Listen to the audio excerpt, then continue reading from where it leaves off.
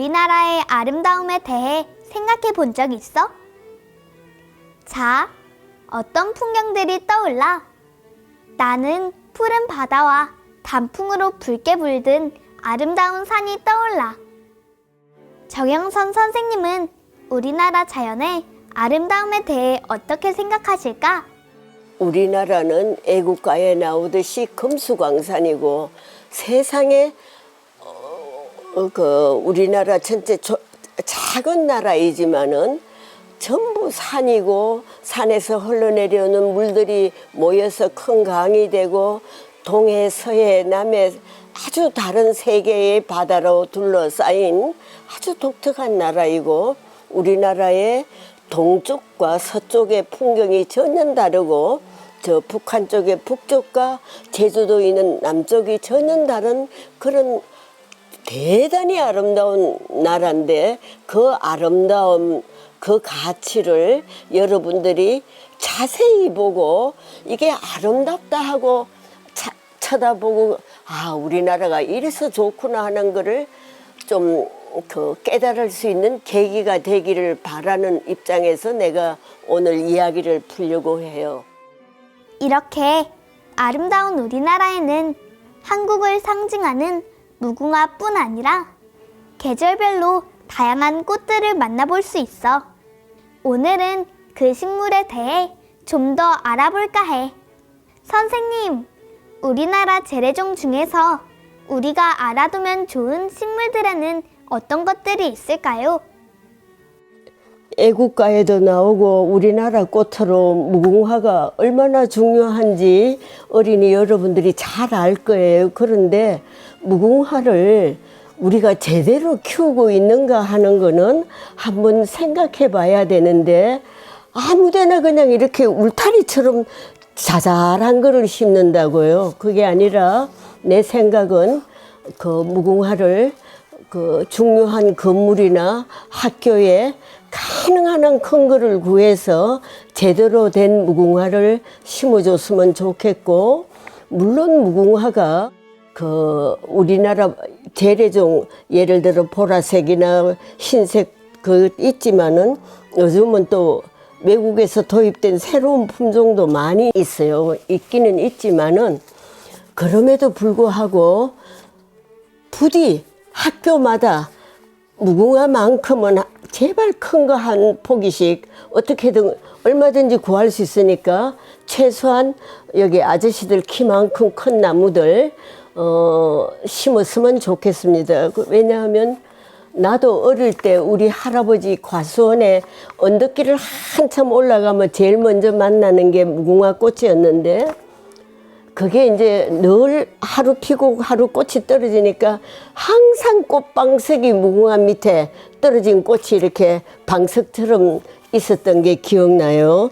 그 아주 좋은 꽃인데 이거를 그냥 도로변에 그냥 막 큰 나무 밑에 그냥 우겨 넣고 이러는 거는 아닌 것 같다고 어린이들이 무궁화를 제대로 보고 즐길 수 있도록 또 사랑할 수 있도록 어른들이 좀 제대로 심게 하자고요.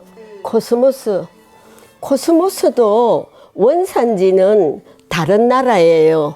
그렇지만은 이게 예를 들어서 그 꽃이라는 것이 꼭 그 나라에만 있는 게 아니라 이삿짐 속에서도 오고 그 무역을 하면서 소포 속에도 오는데 요거는 저기 그 남미 쪽에서 코스모스가 그 기록에 의하면 화물차에서 그 씨앗이 묻어가 온 거라고 그러더라고요. 이거는 그렇지만 우리나라에서 제일 흔한 꽃이고 가을에 제일 손쉽고 아무데나 심어도 되고 가을에 꽃이 참 예쁘니까 코스모스가 교과서나 어린이 노래에 많이 나올 거예요.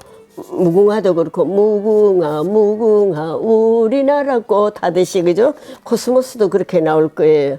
예, 아름다운 꽃이고 너무 흔하니까 사람들이 이상하게 생각하지만은 건강하고 어떤 땅에서도 잘 자라는 좋은 나무고 우리 삶 속에 오랜 세월 동안 우리하고 같이 살아온 식물입니다.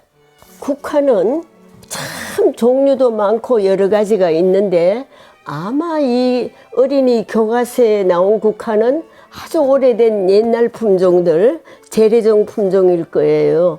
그냥 가을을 상징하고 또 국화는 지금은 뭐 이렇게 정원용으로 조그마한 것도 있고 큰 것도 있지만은 기르기 쉽고 늦은 가을에 꽃이 없을 때 그냥 온갖 색깔의 꽃이 있을 수 있고 그래서 참 좋은 꽃이에요. 억새는 그 우리나라의 들판에 많이 자라죠, 그죠?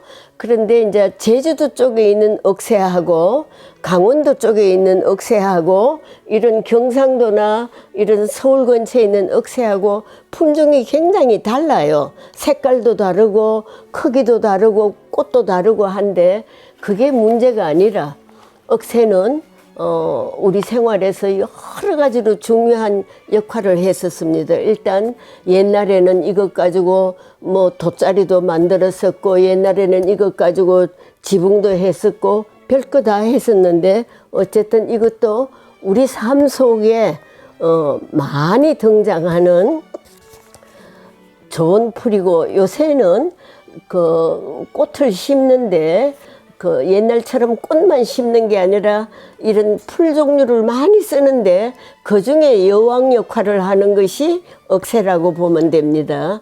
억새도 키도 다양하고 색깔도 다양하고 하는데 제일 아름답기는 제주도의 억새가 제일 아름다워요.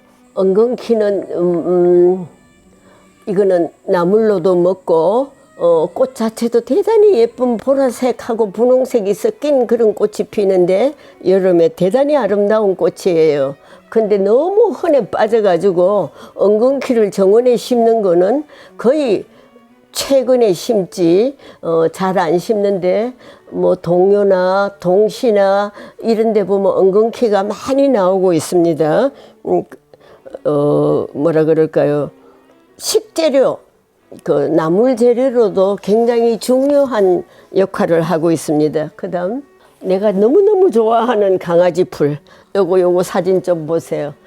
강아지 풀 중에 특별히 요거는 자주 색빛이 도는 건데 강아지 풀은 너무 흔해 가지고 그 이상하지만은 외국에서는 한국 강아지 풀만 가지고 그 그레스를 주로 하는 정원에 심기도 해요. 강아지 풀은 예를 들어 그 애들이 이렇게 장난할 때 많이 쓰는 국민학교 때 이거 장난 많이 했던 그런 풀이 되겠습니다. 쑥은 절대로 잡초라고 할 수가 없죠, 그죠?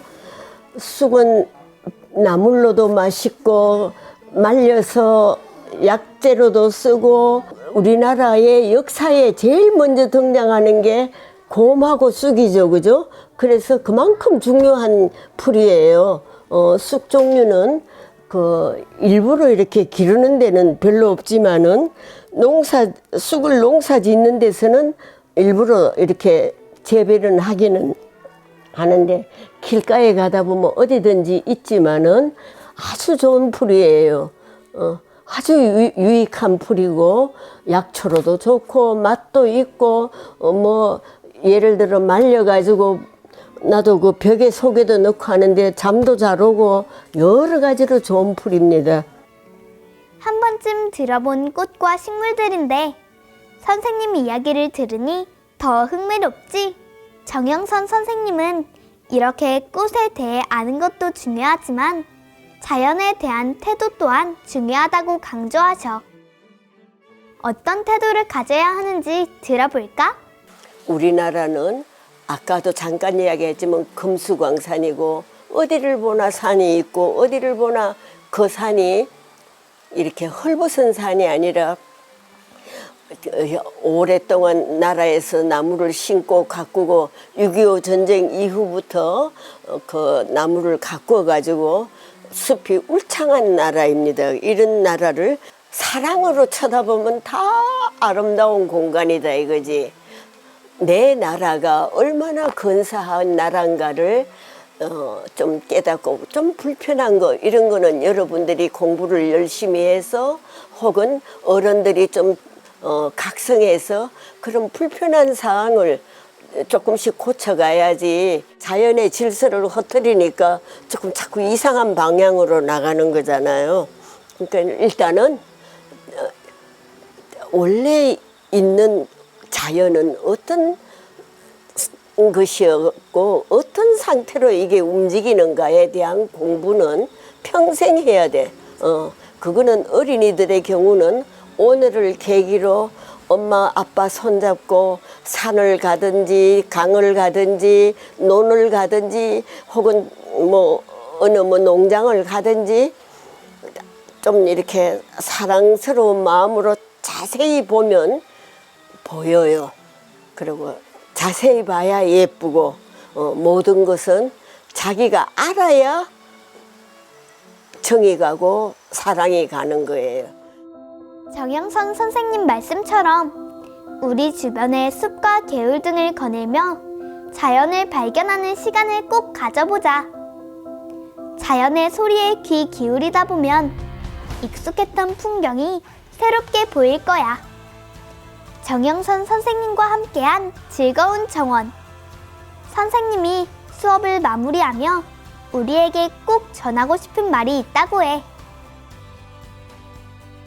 한 번 더 이야기하자면 우리나라는 옛날 노래에도 있고 애국가에도 있지만 정말로 대단히 아름다운 나라고, 동쪽 서쪽이 다르고 남쪽 북쪽이 다르고 80% 이상이 산이고 아름다운 금수강산이고 여전히 아름다운 나라이고, 또 그거를 사랑과 아름다운 감정으로 보면 정말로 아름다운 곳이고, 지금 같은 뭐라 그럴까 개발 중심으로 나가면 우리나라의 아름다움이 어느 날 사라질 것 같아서 내가 죽기 전에 어린이 여러분한테 우리나라 자연이 이렇게 아름다우니까 여러분이 커서도 내 말을 좀 기억해 주고 보존해야 될 자연은 그대로 보존하고 그렇게 해요. 선생님 말씀을 기억하며 생명을 소중히 여기고 아름다운 자연을 지키는 우리가 되자. 약속할 수 있지? 그럼 안녕!